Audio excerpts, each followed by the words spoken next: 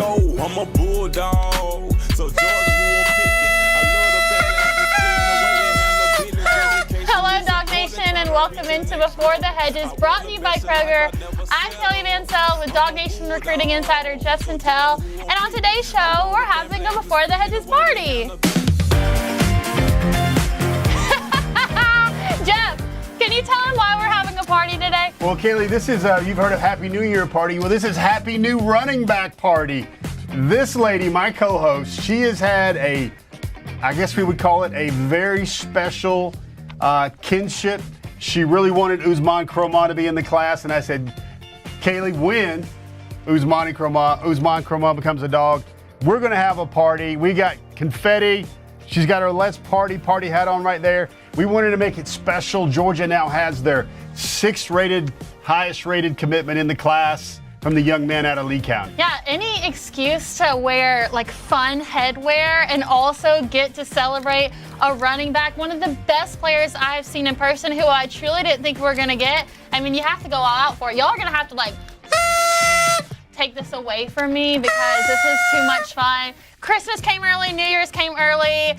Ousmane Kromah, we got to give you a party when you commit to the G. Number 5 running back in the country, top 100 overall prospect. He catches the ball out of the backfield, DawgNation. That gives Georgia its second running back in the class. And you know what? When you commit to the G on Before the Hedges, we're going to celebrate that a little bit more. People say that the Sanford Stadium experience isn't as fun as it could be, but gosh almighty, Joe Friday, the Before the Hedges commitment party experience is going to be pretty fun. And just because I'm taking this off doesn't mean that the party's over. It just means that it's giving me a headache, and it's probably best for everyone if I take it off. And you guys do not want this in my hand for the rest of the show because I will not be able to help myself. So the party continues, but there are some other important things we've got to talk about before we get to today's rundown and the rest of the show. So breaking news as of this morning, the National Letter of Intent, also known as NLI, not to be confused with NIL, is being taken away. Jeff, can you explain that in more detail for me? And does it benefit the school or the athletes more?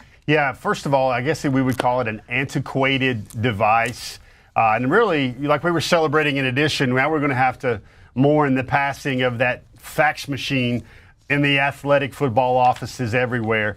The National Letter of Intent, many decades old legislation, it was a document that you signed which binded you to the university. It was very limiting, wasn't really favorable for the athletes. There's been a movement over the last maybe 5 or 10 years where a lot of the recruits and their families that really were kind of cautious about that document, they decided to go and sign a financial aid agreement or a scholarship agreement. Now we're early in kind of what's it going to look like and what's going to happen with no more NLI. There'll still be plenty of lots of NIL, but one of the things that we're anticipating is perhaps schools won't be releasing names of NLIs anymore on early signing day. I think maybe that might have to come from the players themselves or maybe collectives or their agents. Yes, that's right, agents. Because, we saw a commitment this week for a young man that used to be committed to Florida who flipped to Miami. His agent announced the commitment to Miami in a kind of new world we're in right now, Kaylee. I think the thing I'm most curious about is why is this happening now? What was kind of that canon event that expedited this process and decision? Oh, I like that, canon event. The genesis of all this, Kaylee, is there's a legislation. It's part of this pending lawsuits in the House that got kicked out, and now they trotted it back. And they've done a lot of lawyering, Kaylee, and one of the things that they've done is it's going to be like a settlement which will allow $20+ million rosters for big-time college football programs, and it's going to be, I believe, a $2.84 billion settlement to athletes maybe of, the past, 10, 15 years or something like that. So it's all part of how they're trying to rewire college athletics, and one of the things we must mourn today is the passing of the National Letter of Intent. But more importantly, we are celebrating the commitment of Ousmane Kromah. And if you thought that was fun, you thought that was a lot, wait till you see what we have in store on today's episode of Before the Hedges. We've got a long-awaited DawgNation conversation with the 4-star wide receiver CJ Wiley, who's a Florida State commit, but we're going to find out later in the show kind of where that meter stands on how close he could be to becoming a dog. Then, last week, we touched on it. The drama continues, the saga continues. The 2025 class has been a real soap opera, and we're going to show you why. Then we're going to introduce something new. It's our Dawg-O Meter. We went over the top visitors for last week at Georgia's game versus Auburn. We're going to go over some of those key visitors and where they stand on our Dawg-O Meter. Are they in Chihuahua status? Maybe not quite ready yet to commit to the G, or are they full-on Bulldog? More on that later. Then, of course, it's another home game, so we're going to give you another visitors list for the game against Mississippi State. Then we'll wrap up with our weekly staples. But let's start with this. It's not Before the Hedges without some sort of conversation, specifically a DawgNation conversation. This is a big one. It hits close to home for us because we were at the CJ Wiley commitment when things maybe didn't go the way that we thought it would. But you sat down and caught up with the 4-star wide receiver out of Milton. This is where things stand with CJ Wiley. Now here is a Before the Hedges DawgNation conversation.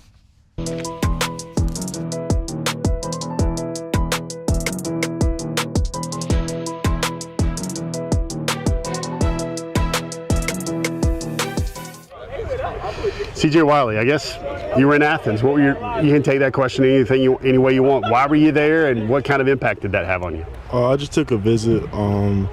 Just wanted to see what's going down in Athens. Checked out the game versus Auburn. And, yeah. Anything stood out to you about the game? I mean, you'd seen a game in Athens before, right? Yes, sir. Well, how is this any different? I mean, I'm sure you're getting a lot of attention from the coaches. I mean, it was a different coaching style than last year. You know, they had Coach B-Mac, so I seen what Coach Corby did with some of the guys and stuff. So. What's the message they have for you right now? What are they saying to you? Is it the same way they recruited you back in the summer, or is it a little different? I would say it's a little different. It's similar. We want you still our #1 guy. So. Still the #1 guy, huh? Yeah. How's that make you feel? Like, obviously they need receivers. Do you watch them on Saturdays and see there's a lot of guys that jobs could be coming open? Yes, sir. Yeah? Yeah. What stands out to you about the opportunity here at Georgia? Like I would say this, a lot of guys leaving, so I got a chance to come in there and play early, make an impact. Is this basically you just want to make sure you dot all your I's and cross all your T's? You want to make sure you're making the right decision with Florida State? Is that what a trip like this was all about? Or how would you describe it?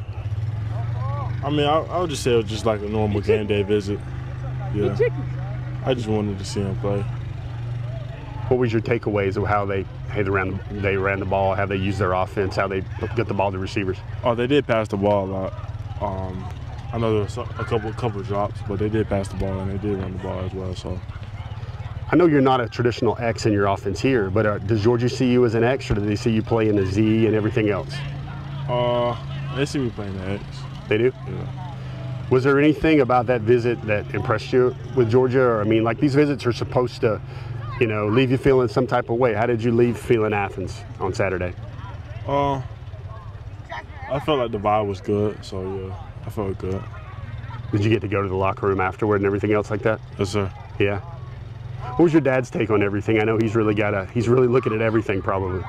I would say he liked the game day visit too. Yeah, he had a good time as well. Is there a chance you take another visit to Georgia, or do you have any other visits planned? Nah. No? What keeps you committed to Florida State? Is it the same things that led you there in the summer? Yeah, it's still the same things. How big is winning? Because I know you want to win. You're on a winning program here. How big is winning to you right now? Oh, it's pretty big, but I know they're going through a lot of things. They lost like 10 to 12 draft picks, so I know they're trying to build and still trying to figure out stuff. So I get what they're going through right now. What's it like? I'm sure most of your community is always in your ear about, Georgia. What's it like making your own decision with that? I mean, I know it wasn't easy for you when you made your first decision. What's that like for you? Is it pressure? Is it stress? Or is it you just finding your own way here? No, I just finding my own way. Yeah? I don't really care for the other decisions or the other opinions. Did you get a chance to talk to Kaylee or Kirby on Saturday? What was their message to you? Did they just simply say, we want you, or how did they articulate it? Yeah, it was the same thing as normal. We want you and stuff. So. Cool. CJ Wiley, man. Big time target. Everybody still wants him. Georgia wants him. Still solidly committed to Florida State. Always appreciate your time, man. Yes, sir. Like we discussed last week, now it seems that the wide receiver position is in higher priority than perhaps it once was before. So they're looking at him really heavily. What is it that Georgia sees out of CJ Wiley, and how would he fit into this current offense? Yeah, he's a playmaker, Kaylee. Milton's so talented. They got Ethan Barbour, the Georgia tight end commit, that they play at the X a lot. The X is the outside receiver. The Z is on the other side, inside the formation a little bit, and that's what CJ Wiley plays a lot for Milton right now. He's very dynamic. He's 6'4". He's got 10.7 speed in the 100. He is a bona fide playmaker at the highest classification levels in the state of Georgia, and that's what Georgia needs. They need more CJ Wileys, guys like that in the program that would fit the bill, 6'4", 200 pounds probably, of what a number one receiver would look like in the SEC. So I think all of DawgNation is kind of hoping for their own Ryan Williams, and I don't think that's necessarily something that you can replicate, but more so looking for a dominant wide receiver that stands out amongst the rest. Could CJ Wiley be that guy for the Dogs? I think he can. Obviously, he's been trained by the great Terrence Edwards. The skills are there. The work ethic is really there. Now, I know people are going to look at that video and feel a certain type of way. Folks, that's just the way CJ is. He was very gracious to give me some time after practice this week, a big game this week for them with Gainesville. This week on, I think, the Peachtree Sports Network, Peachtree TV, and some of our best friends are going to be calling that game. But, don't expect CJ to be a Jeremiah Smith. Don't expect him to be a Ryan Williams. But I do think CJ Wiley could be the type of guy that would just, Georgia doesn't really have a true X right now, especially with the suspension coming down. So you need more CJ Wileys in your program, in your starting group, in your ones and your twos to be a really dynamic, explosive offense in the SEC. So I feel like he really didn't give away that much in the interview. However, you've got some Sentell's intel on this, on where he falls in that Dawg-O Meter, which we will get to later. In just a second, two guys in the 2025 class have now put out statements saying that they're reopening their recruitment. In just a minute, we'll see what that translates to. But first, we want to remind you that here on Before the Hedges, we are brought to you by Kroger, and Kroger has all of your game day, watch party, tailgating needs. You can score snacks, sweets, and more for your tailgates and watch parties. If you guys are tailgating at Sanford Stadium and you want DawgNation to come by, we've got our Kroger tailgate watch. Send a DM to any of the DawgNation social media platforms and maybe one of our people will stop by, but you know that there is no better place to go for all of your tailgate needs than Kroger. So visit your local Kroger or visit online at Kroger.com. All right. It feels like we keep having these conversations, things that maybe we don't necessarily want to talk about, but we kind of have to. And just like last week, this is the part 2. The soap opera continues, Jeff. We've even got the music to match it. That's how dramatic it is. So we're going to show you once again what the 4-star wide receiver Thomas Blackshear put up last week. He said, I am still committed to the University of Georgia. I'm just opening up my recruitment. This is not new news.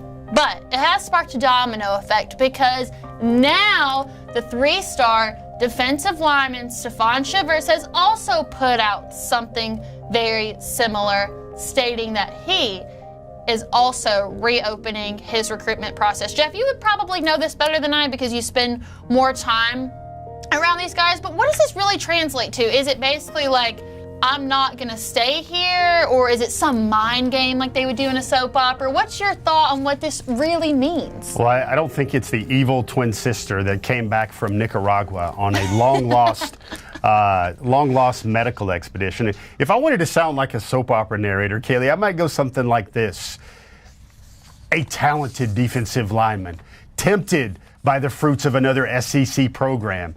Does he have a committable offer? Does he still have a warm welcome in the 2025 Georgia class? Stay tuned, because tonight you will learn, does Georgia hold on to its talented wide receiver, and what's going on with its big-time defensive tackle? Only on The Young and the Black. The Young and the Red and the Black and the Restless. At this point, we're about to graduate from soap opera to full-on telenovela. Out of these two guys, realistically, who is more likely to stay? DawgNation viewer, I know what you're saying. What does this even mean? What does this even mean? I am opening up my recruitment, but at the same time, I ask both of those young men, and they're still not decommitted yet. So you have a good question there. Is it Shivers? Is it Blackshear? Which one of those talented Bulldogs is more likely to stay into the fold?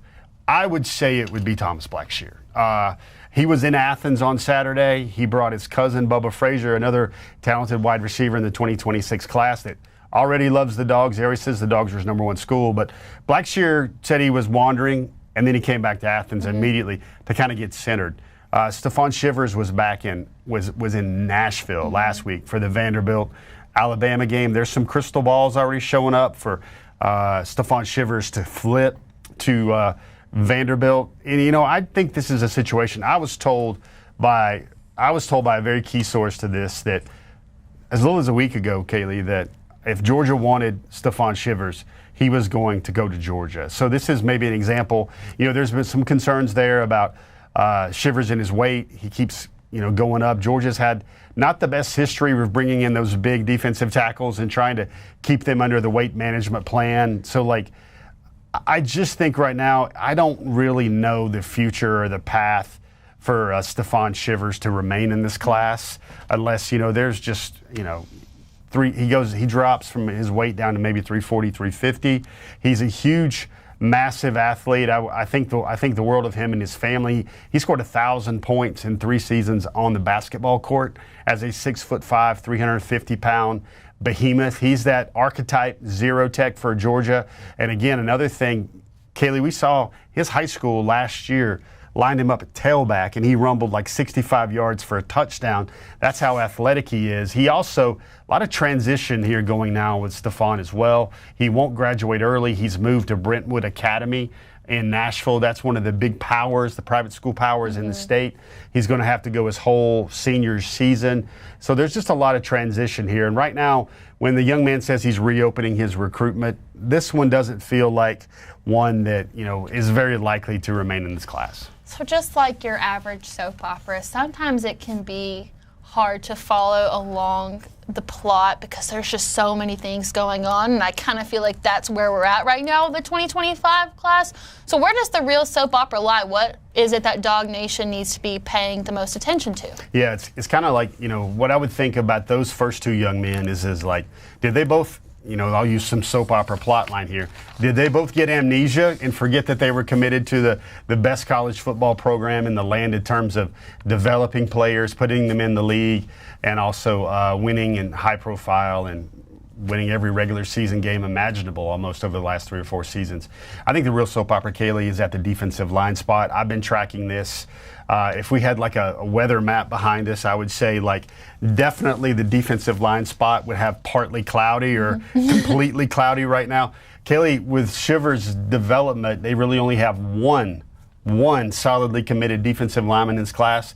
I'm tracking 12 potential defensive line additions to this class. Of course, there's the 2 5-star names in Terry and Griffin, but there's so many more. A lot of them were in Athens on Saturday. A lot of them will continue to matriculate into Athens right now. But folks, let me tell you, that is unique for Georgia, given its defensive line pedigree, Kaylee, for them to be already kind of looking through and sifting and offering guys late up to 12 defensive linemen. And the other thing, Kaylee, is they're going to likely lose TID, Ingram Dawkins, the way he's playing, Christian Miller, the way he's playing.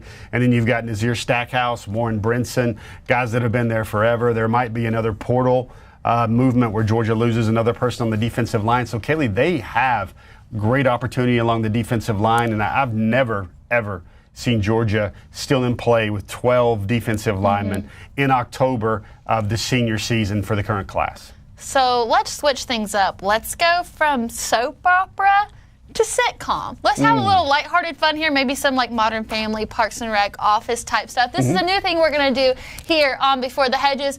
Big guest list last week for the homecoming game against Auburn. We're going to revisit some of those visitors on this week's Dawg-O Meter.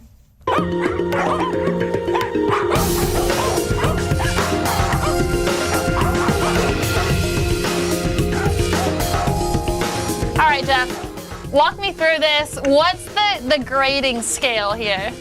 So first of all, and I don't know whether we were having this discussion back in the back before the show, Kaylee. If it's Dawg-O Meter, that's what the lady running the show, where they're playing point guard on the show, wants to call it. It could also be Dawg-O Meter, Dawg-O-Meter, whatever. But what you got here is basically degrees of doghood.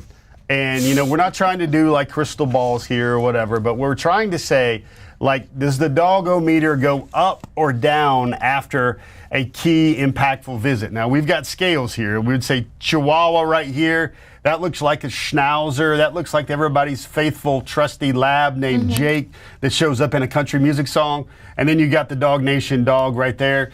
So different degrees of the Dawg-O-Meter. This is a fun feature we're going to do where we're basically going to maybe try to be like a weatherman and say, like, is the heat rising on certain guys after this visit?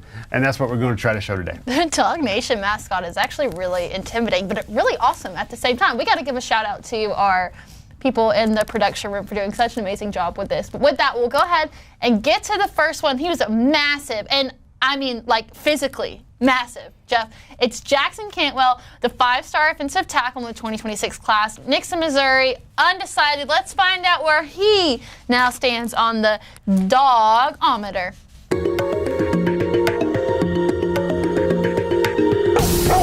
Ooh. Yeah, so loyal lab. I think that they're just seeds here, Kaylee, being planted for Jackson Cantwell. Now, he's a junior. He was there in Athens on Saturday with his family.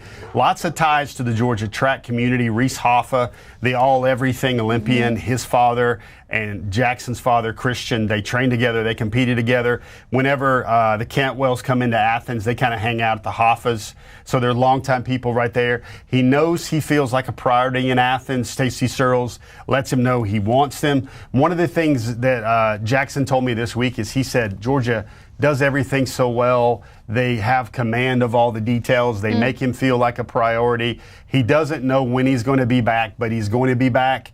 He's got a big, maybe top 12 left. I think he's privately working a top 6, top 4, top 5 right now. And I do feel Georgia is right in the mix there to get an official visit. I do feel like it sounds to me like Georgia is already one of his top schools. And that's why we've got him in the Labrador lane right here, where it definitely has a chance to go up to full-blown dog on the Dawg-O-Meter. Yeah, I do feel like for a 2026, this is a good place to keep them out. Not a big fan of like putting out your top 12 and all that good stuff, but I do feel like for a 5-star offensive tackle, this is where you would want him to be after a big visit at Auburn.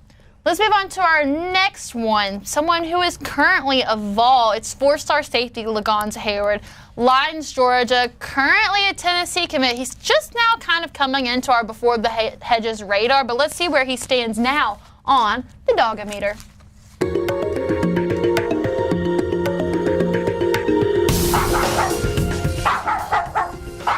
Now Kaylee doesn't like this, but let's drive in the school lane right here. Let's drive in the school zone right here with Lagonza, because Lagonza loved Georgia. There was a time over the summer he took his official visit. He was loving Georgia. He was a surprise unofficial visitor, still committed to Tennessee. It was really funny, Kaylee. He came out of the Georgia locker room, and you saw T-Rob there, Travaris Robinson. He was sipping on, I believe, a lemon lime Powerade.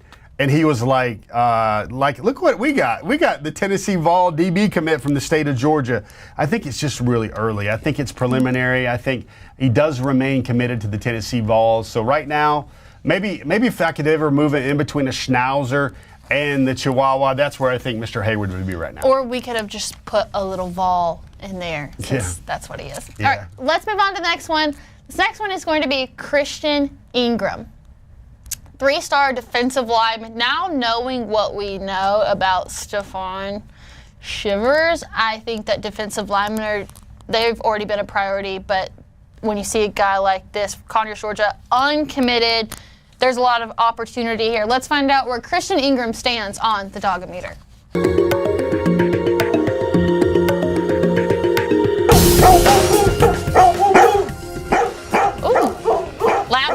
Yeah, so lab status. A lot of family ties here. Number one, his older brother, Dante Williams, was a basketball player at Georgia. He grew up going to Georgia games. That's really important. Georgia is prioritizing him, and hopefully that's not that's not somebody on the Dawg-O Meter always on call selection committee calling me there right now. But I feel like there's a lot, like I said earlier with Jackson, there's a lot of roots that have been laid here with with Christian, and like we were talking about Laganza, and maybe that didn't need to be a Chihuahua. Maybe that should have been a blue tick hound, because that's what Smokey is. I think Georgia's in a good spot with him. I think he had a great visit. I think he's feeling the love. He's feeling like a priority. And I spoke to Christian after his visit, and he feels blessed and thankful. This was the young man that cried after he got his Georgia offer. Aww. And you love to hear that. But also, I hear he heard he got the green light this weekend from Kirby Smart that said they would take his commitment at any time. And again, Kaylee, we've kind of set this up when you have a whole lot of drama going on at the defensive line spot. I think Georgia will end up counting defensive edge guys, defensive linemen. I think they'll end up taking like maybe 6 or 7 DLs. So that's why I would put Christian firmly in the lab lane right now. I think when you cry after you get that offer and you're handling it this way, you get a I had to do it again. We can't let it go to waste. All right, let's go to our next one, which is going to be AJ Kromah, 3-star linebacker, Marietta, Georgia, UNC commit, which UNC is an absolute dumpster fire right now. Let's find out where he stands on the Dawg-O Meter.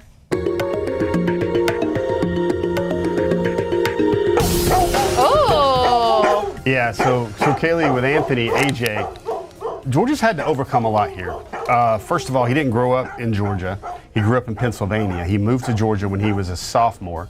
And Georgia, when he committed to UNC this summer, Georgia hadn't even offered yet. Mm-hmm. But Mr. Schumann, Professor Schumann, quickly jumped into the fray. I was at practice this week watching Marietta High, and they're in the midst of a tough season, but you saw AJ doing everything. He's playing tight end, he's playing linebacker, he's playing inside linebacker, he's rushing the passer, he's doing some running back, he's done some wildcat quarterback.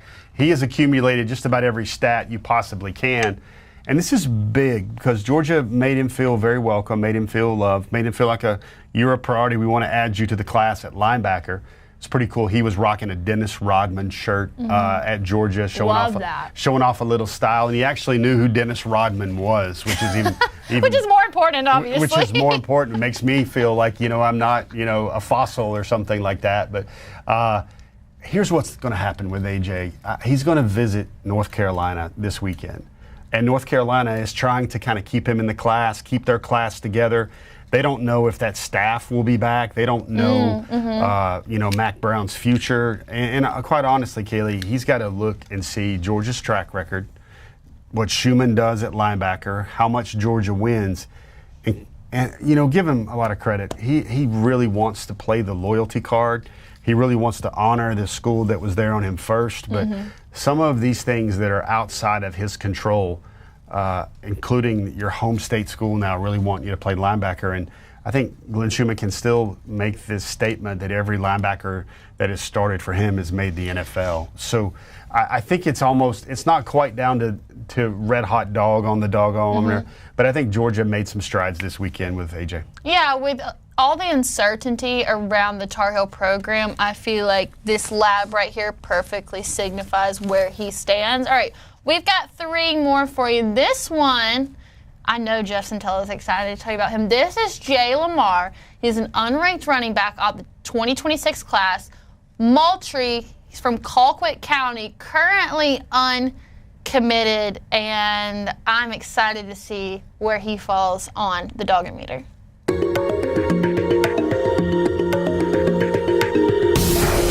It's our first Bulldog, Jeff, and this is someone that you're really high on. You got the chance to break down some of his tape last week.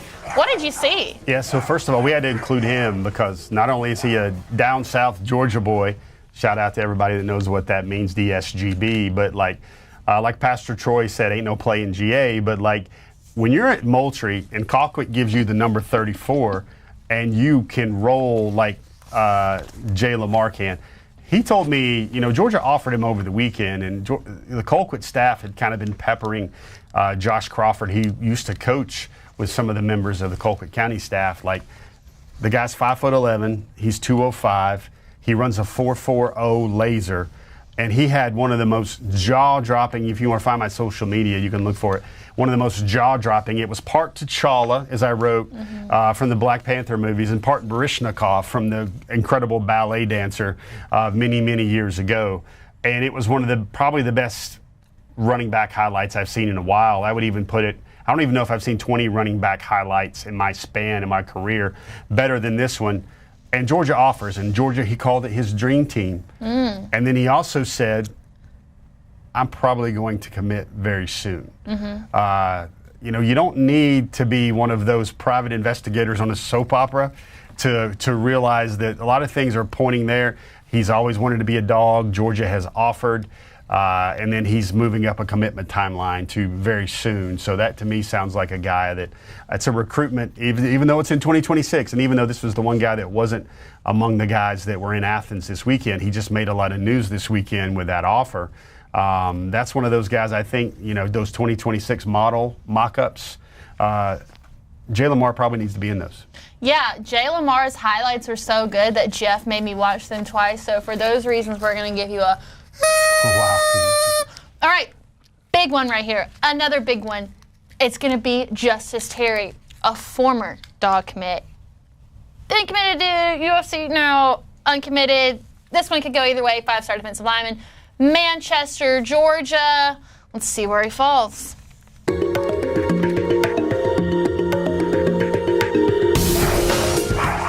Jeff. I think he's a Dog. I think he's probably felt he's going to be a Dog for a while. Kayla, I'm wondering if we did squawkers and we did party hats for Ousmane Kromah. Squawker. I didn't know what that was until I had to look it up. But if we do that for Ousmane Kromah, we might need to have the Cupid's Shuffle and the electric slide going on here on the pizza. Before the Hedges dance floor, maybe a pizza party or whatever. But he was in Athens again over the weekend. He looked like he was really plugged in. Very astute observers pointed out to me that when Georgia's fight song was being played, they saw Justice getting into it. They gave him another kind of second row seat right in front of the action. He looked like he was keyed in to a lot of things right there. And obviously the fact that Alabama, which is the chief contender there for Georgia, didn't have the best weekend last weekend. I don't know if you heard about it, Kaylee, but one of their 17-year-olds, you know, lost for the first time to Vanderbilt. The youngest player to ever lose to Vanderbilt, I heard. Correct. So I just think Georgia's been trending there for a while with Justice, and nothing that happened, meeting rooms, hanging out, vibing, chilling in Athens, nothing that I learned about that makes me kind of back off that. Justice, if you don't commit for the development, at least commit because you know how sick the party is going to be here on Before the Hedges. Last one. We told you we'd circle back around to him. It's the 4-star wide receiver, CJ Wiley, Alpharetta, Georgia, Milton High School, current FSU commit. I honestly, based on the DawgNation conversation, not entirely sure. Let's find out. All right. Chihuahua status. I feel like this is going to be a marathon and not a sprint. Yeah, and again, if we were talking about dogs on the field, this would be a little bit different. But for like CJ, you know, he's unique. Like I've talked to a lot of young people, and I just, you know, and I know I've been counseled for a year now that, you know, CJ's not going to be demonstrative when he speaks. You know, even when he committed to FSU, it wasn't like he was having his own happy commitment party, whatever. That's just not his way. He's very not extroverted. He's very much, I mean, this is kind of rare emotion for him right here where you kind of see what he did right there. But, you know, CJ, I don't want to even say he's playing his cards close to his vest or keeping things close. I would say that CJ's probably, he doesn't have all his data in. He's very analytical. He's going to see in December what Georgia looks like, what Florida State looks like. I mean, heck, he was wearing, looked like a pair of his teammates who's a Tennessee commit, gloves at practice yesterday. So I think he's going to sit there, see how things are with Georgia, see how things are with Florida State in December right around signing time and kind of figure it out from there. I mean, he knows he's got time. He said in no uncertain terms that Georgia calls him their number one guy. He feels like a true priority at Georgia. And sure, Georgia and Coley and Bobo and Kirby are going to pull on that thing like they're going to try to flip over a 600-pound tractor tire. They're going to put in all the effort, and it's just going to be what really matters to CJ Wiley. He told me, I thought it was interesting when he said that they're recruiting him a little bit differently, a little bit harder than when he initially chose FSU in the first place. All right, and that was the debut of our Dawg-O Meter, recapping last week's visitors. Now let's take the time to go over some of the visitors that will be on the scene this week for Georgia versus Mississippi State. There's two that I want to focus on, one being the 5-star defensive lineman, Elijah Griffin, who I think if we had him on the Dawg-O Meter, he might be somewhere in the middle of that lab and the bulldog. How big is this visit for him? Yeah, first of all, it's his birthday weekend. Ooh. He's bringing in all his family for that because he wants to have a good time. He wants to have a great time on his birthday weekend with his loved ones, and he's choosing the Mississippi State game in Athens to do so. It's his birthday weekend, and Kaylee, to have as much fun as we can on this show, if we had the Dawg-O Meter right here, I would probably put a picture of Brock Bowers beyond the current DawgNation dog because I really feel like this is one that Georgia has had. They've had its hands on. They've had a firm grip on this recruitment for a while. Like others are trying. Miami is a finalist. USC is a finalist. Speaking of USC, I think there's literally 30 guys from the state of Georgia that will be visiting USC this weekend on either unofficials or official visits in the 2026 class and the 2025 class. So this is a big visit push for USC on the left coast this weekend, but keeping things real, keeping things at home right here.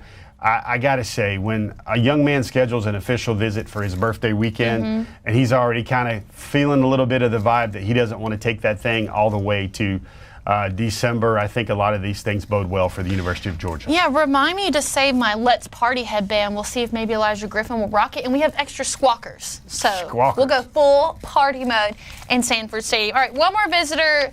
Chase Linton, is he getting close to a decision? Is this something that's going to potentially sway his decision? How impactful is this visit for Chase Linton? It's his official visit. This was the guy that committed to Rutgers. Georgia offered, a lot of other schools offered, and then he kind of blew up a little bit. He's having a great senior season. Every time I see Chase Linton and highlights, I think of the new edition Essentials Classic, Can You Stand the Rain? Because that's what he listens to. And I'm not making that up, folks. I'm not making that up. Maybe if he commits to Georgia, we'll have Can You Stand the Rain playing over his highlights or something like that if he chooses the Dogs. But this is a pass rusher, a guy that can get after the quarterback, that's got some of that rare speed and movement skills that Georgia needs, flying in off the edge. He's at North Atlanta. And I think this is big because he saw Georgia earlier this year when Georgia went to Tuscaloosa and took that one on the chin against the Crimson Tide. But this is another chance for him to see the Dogs. I think the Dogs have recruited him like they want to win this recruitment, and they can this recruitment, and I think this weekend will be big. So if you want to hear more about the visitors for this Saturday, make sure to tune into our DawgNation Game Day show where we'll do Sentell's Intel. We'll do a full in-depth list of everyone that's going to be attending Saturday's game. In just a moment, we're going to come back and we're going to look at the best class plays from 2025 and 2026 commits, as well as award our Dog of the Week, the top performing commit. But first, we've got some really exciting stuff going on here at DawgNation. It's going to be our second year hosting the Dog Bowl. Here's more on the Dog Bowl here on Before the Hedges, brought to you by Kroger. This is the UGA football family coming together to answer the call for Coach Mark Richt. Take a bite out of Parkinson's and Crohn's. It's the Chick-fil-A Dog Bowl, benefiting UGA's Isaacson Center, which specializes in finding a cure for Parkinson's and Crohn's disease. Coach Rick reached out and asked. I was all in. He's special. He's unique. He's a father figure to me. Donate now at ricksdogbowl.com. That's ricksdogbowl.com. And join us on DawgNation and YouTube Wednesday, October 23rd for the Chick-fil-A Dog Bowl, taking a bite out of Parkinson's and Crohn's. I'm so excited for year 2 of the Dog Bowl. I just have to say that before we get to the rest. This was such a great event last year for an even better cause, and being around people like Mark Richt is it's really special. When you partner with Mark Richt, one of the greatest Georgia football people of all time, much less coaches of all time, that's a winner-winner. Chick-fil-A Dog Bowl dinner, so that's great.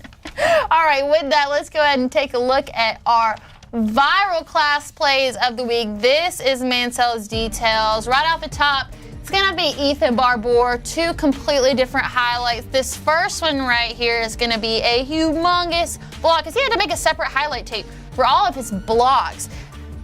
In the game against Seconder, caught 5 passes for 50 yards, receiving touchdown and a rushing touchdown in a big win. Yeah, so Ethan, I saw him this week when I went out to see CJ Wiley. And Kaylee, he's a couple steps faster. He's been learning a lot of true wide receiver at the X position there for that powerhouse Milton Eagles squad. Still a great blocker. And, he's gotten faster. He's lost a lot of weight, but he's been running a lot of receiver routes, which I think will only help him in the future. And I heard a great term from a coach to describe him, Kaylee. And I'm going to clean it up a little bit because we may have some young folks watching. But they call him, they say he plays tight end, he's done some wildcat, he's done some running back. They just call him a butt kicker. And that is like whenever you need anybody to beat the man in front of them, he's going to do it. And I think butt kicker Barbour is a pretty good way to describe it. And we've got one more highlight from Ethan Barbour to show you. Very dynamic. You're going to see him here. You can watch it again, watch him make that catch. We will be at Gainesville to cover Milton and Gainesville this Friday at 8 o'clock on the Peachtree Sports Network. Myself and Brandon Adams. You should definitely watch this game specifically to watch Ethan Barbour. Yeah, he had, I think 4 catches, 55 yards. That was against Lanier right there. He also got a pretty viral, interesting, timeless shot when he's all stretched out there to catch the ball right there. And again, tight end Georgia's got another great one in Ethan Barbour. All right, our next highlight is going to come from Zayden Walker, the 5-star linebacker that has a humongous sack in this video. He had 11 tackles, 1 tackle for a loss, a sack, and then on the other side of the ball, he had a rushing touchdown and receiving touchdown. This kid's a monster. Yeah, he's been playing all over. He's making those plays at receiver, those plays at running back. They've got him as a kind of a true quarterback in the red zone, or at least a wildcat. He's pummeling guys. There was another play in this same game, Kaylee, where he came off the line so fast and he literally eviscerated the blocker in front of his way, and it was going to be a sack, but one of the other sidelines had called the timeout because he was in the midst of making a bone-crushing play. All right, and our next highlight is going to come from 5-star tight end Elias Williams. You see him there in that top corner. He had 4 catches for 55 yards and a touchdown in Camden's first loss to Valdosta. Valdosta, a tough team to play, but Elias makes this catch look easy right here. I mean, this kind of looks like they're playing at Vanderbilt or something like that. They played this game on Saturday in Valdosta. Of course, our hearts are with everybody down in that part of our state that have been hit by a lot of weather. But they had to play this on Saturday. It was a high noon showdown. Undefeated Camden County versus undefeated Valdosta. And Elias Williams, 6'7", 240 plus, again, going up and getting the ball.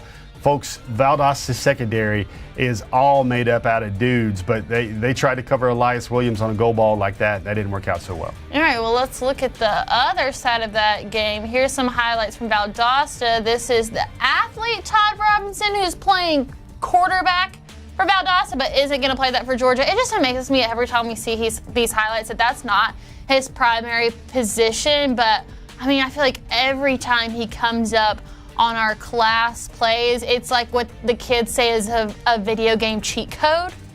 I mean, I love this highlight right here. Look at him, great drive, grit, sheer power, determination. That's a quarterback who's going to be a defensive back moving the pile like that.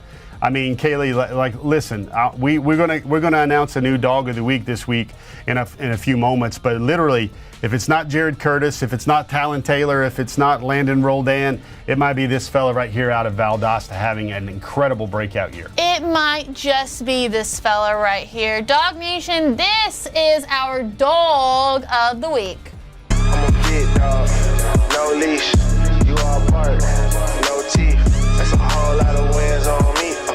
That's a whole lot of wins on me. Look, when your highlight reel looks like that, you've got to be our dog of the week. Todd Robinson, the 4-star athlete out of Valdosta, passing 21 for 27, 269 yards, and 1 touchdown. And oh my gosh, Jeff, I promise you I'm going to read this correctly.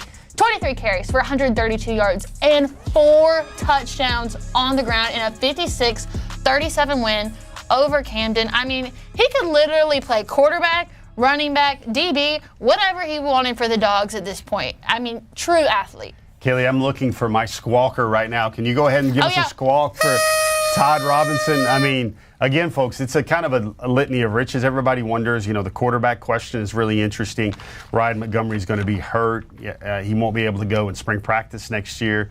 Todd Robinson, I mean, he keeps putting up these plays each and every week that make folks think, why not? Why not? Red zone or whatever. But, Todd's got a great professional type future as a star or as a defensive back at the state of Georgia. It's just the stuff he's doing right now with the ball in his hands, making winning decisions for one of the best teams in the state. I think, what is he? A 2-time Dog of the Week already? He's been the Dog of the Month already. Anybody that's having, I'm going to talk to you people out there, anybody that's having a state player of the year, anytime you're sitting there putting together a list of who are the best players in the state of Georgia, you're throwing that list together, brother or sister or friend. If the name Todd Robinson is not on there, you need a new list. All right. Todd Robinson, you are our Dog of the Week and therefore deserve a squawk. Is that? Yeah, I guess that would Great be squawk. The proper verb. All right, that is our Dog of the Week. That's going to wrap up Mansell's Details. This is the part in the show where we do our weekly traditional slides. Let's start with our question of the week. Here's the Before the Hedges question of the week. Been a lot of talk about fan atmosphere. Kirby Smart calling out fans for just not really bringing it versus Auburn. So, question of the week, do you feel like there should be more in-game entertainment at Sanford Stadium compared to other schools? Well, what school would you compare it to? Who does it right? Yeah, I think yes is the answer there. I mean, if you've ever been to an Atlanta Falcons game, I don't know if you need to go that far where it feels like you're up in the club, ATL, and those 3 little words that come after that inside Mercedes-Benz. But here's what I know. If something, and I get traditions, like the University of Georgia tries to recognize the Letterman, the 2000 SEC, All-SEC team, the 2005 SEC champions. I get that. They try to register with history and tradition, and they even honor sometimes a brilliant physicist or some great professor that has accomplished something in their field and received some national merit. But the thing is, Kaylee, here's a good point. Georgia is on TV all the time. All the time. They are primetime TV. And that means all these 4-minute commercial breaks. And you got to fill that commercial break up with a little bit more juice. I think Georgia fans that made the trip to Tuscaloosa, and listen, Tuscaloosa doesn't have everything figured out, but they do a little bit more, whether it's in games, fan games. They do crank the music up a little bit, and they have like 9 songs they play now with their lights now or whatever. I think Georgia could do a little bit more to kind of keep the fans active and barking and just fired up in between those big clunky TV timeouts. Jeff, I've really put some thought into this, and you know what I really think would help get that home atmosphere up a little bit? Squawkers. Yeah. Mississippi State has the cowbells. Georgia has squawkers, and with that, I am done with this. I know you guys are probably tired of it. It's just so much fun, but that was a good point for me to use it. All right, let's get to the show where we do our class breakdown. So we made some changes to these slides, make it a little bit easier to understand. So Thomas Blackshear is going to be in yellow, which means caution, Correct. hazard. His recruitment has been opened up, but the big thing on this slide is it now has another running back, and not just any running back. The reason that we had a party today, the reason why there's so much excitement, it's the 4-star running back, Ousmane Kromah. So now, bottom changes, we have 11 4-stars on the board. I mean, he becomes the 6th highest rated commitment in the class. He's the 2nd running back. He's another top 100 pick. He's a top 5 national running back. And that just looks really good. It's big ups, big wins. You saw Josh Crawford smiling on Saturday at the Auburn game. All right, on the defensive side of the ball, no changes other than the fact that Stephon Shivers also goes into caution mode here. All right, let's look at our recruiting snapshot. There have been some changes here, but no changes to the national class rank. Now 22 commits, 13 on the offensive side. We now have 8 top 100 commits, 9 top 150, 14 top 200, all because of Ousmane Kromah. Now have 17 commits in the SEC footprint, 14 in-state commits, and now that bottom one, the offensive commitments, 3 among the 5 highest rated and 6 among the 10 highest rated. But the state of Georgia still reigns supreme with the most commits in 14. Kaylee, one of our readers pointed out, he loves these graphics. They love what we do, but he wanted to know a little bit of perspective, and I'm going to try and do this right now. The question was, hey, Georgia has 8 top 100 commits. Is that good? Is that really good? How good is that? In years past, Georgia has had like 20 top 200 commitments.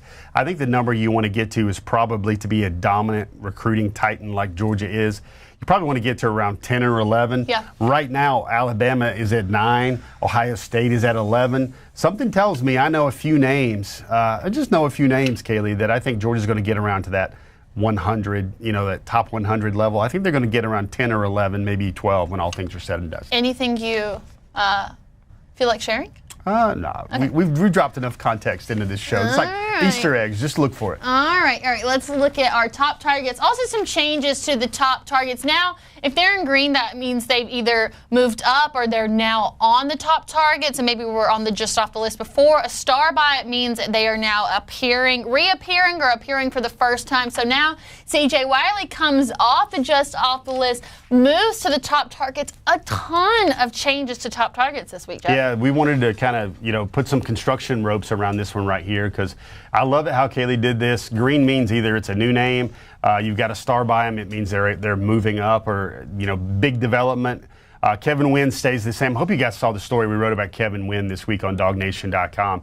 One of the rare kids. He bakes steaks. He wants to own his own restaurant one day. He makes his own lunch, Kayla, and it's stuff like grilled shrimp, grilled chicken, lemon pepper chicken, scalloped potatoes, asparagus spears. He makes his own lunch every day. Wants to be a chef, but you see a lot of new names in there. Let me keynote a couple. Number one is Eric Winters, the Auburn safety commit. More soap opera stuff with there. The love affair's back on. He was in Athens to check out Auburn. I think it was a little more than just seeing the school he was committed to going against the Dogs. We mentioned AJ Kura out of Kura at UNC as well. He's going to be on DawgNation.com this week as well. All right, and let's look at our next one. In light of Ousmane committing, 2 names move up. Yeah, so obviously Ousmane, he was number 4. He moved off. That means Rashawn Dinkins, who I think will probably be in Athens, the best high school safety in the state of Georgia I've seen for the last 2 years. Obviously, since Caleb Downs was a safety in the state of Georgia.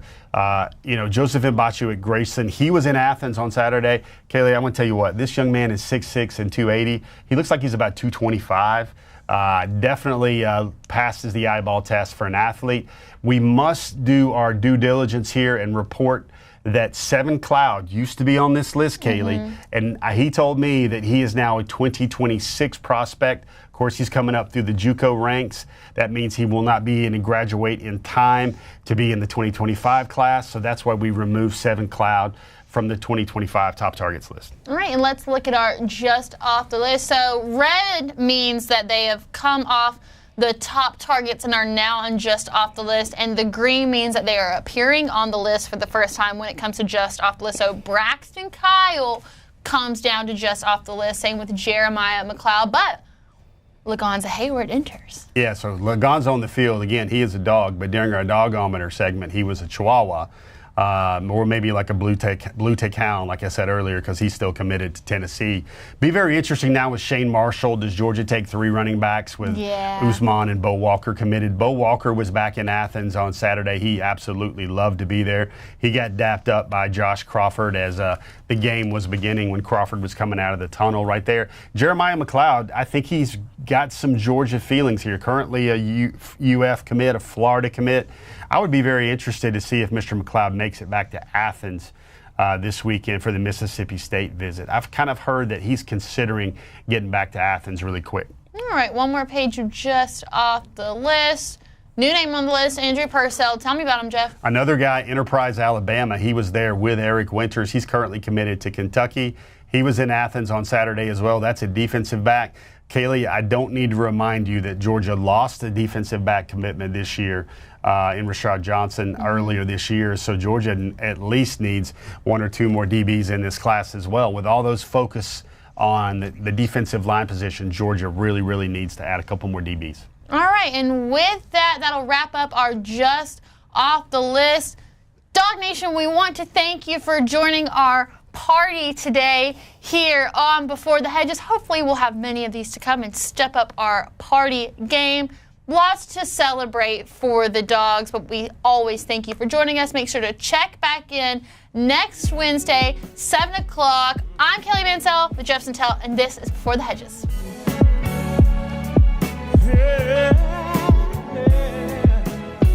Let's